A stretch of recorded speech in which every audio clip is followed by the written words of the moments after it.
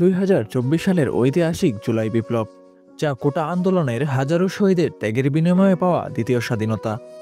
এই বিপ্লব শুধু রাজনৈতিক মুক্তি নয়, বরং শিক্ষা, সমাজ ও সংস্কৃতিতে এনেছে এক নতুন দিগন্ত।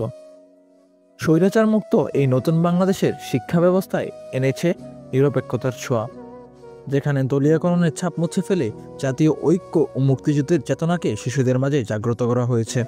এবারের বিজয় দিবস উদযাপন 1971 সালের প্রথম বিজয় দিবসের মাহাত্ম্যকে ধারণ করে নতুনভাবে উদযাপিত হয়েছে প্রাথমিক বিদ্যালয়গুলোতে।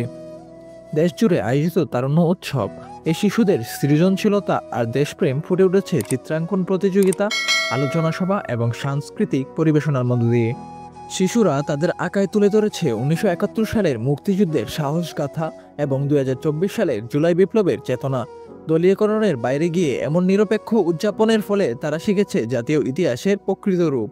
নতুন শিক্ষাক্রমে মুক্তিযুদ্ধ ও জাতীয় আন্দোলনের বস্তুনিষ্ঠ উপস্থাপন শিক্ষার্থীদের মনে গড়ে তুলেছে সঠিক মূল্যবোধ ও দেশপ্রেম।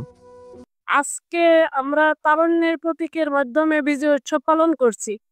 যে তারুণ্যের উৎসব, এই তারুণ্যের উৎসব হলো যুবকদের, যে ছাত্ররা যে আন্দোলনের মাধ্যমে এই দেশকে গণতন্ত্রের পথে নিয়ে গেছে, সেই তারুণ্য উৎসবটাই আমাদের শিশুরা জানতে পারছে। উৎসবে এখানে আছে সাংস্কৃতিক অনুষ্ঠান, আমাদের আবু সাঈদের যে ত্যাগ, আমরা পূর্বে যা পড়াশোনা করেছিলাম, কিন্তু বর্তমানে প্রাথমিক বিদ্যালয়ের গুণগত মান আরো বেশি।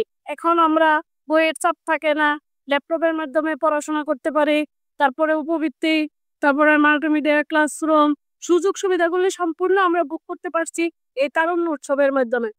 কারণ এখানে আমাদের নিজস্ব ব্যক্তি স্বাধীনতা, যেটা আমরা ব্যক্তি স্বাধীনভাবে এখানে শিক্ষার্থীরা নিজেদের কাজ করতেছে, কিন্তু দলীয় কোনো কার্যক্রম নেই।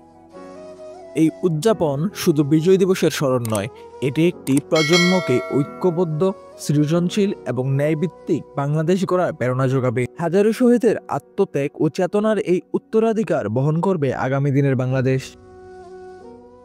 মোহাম্মদ হাসিব, নরসিংদী টিভি।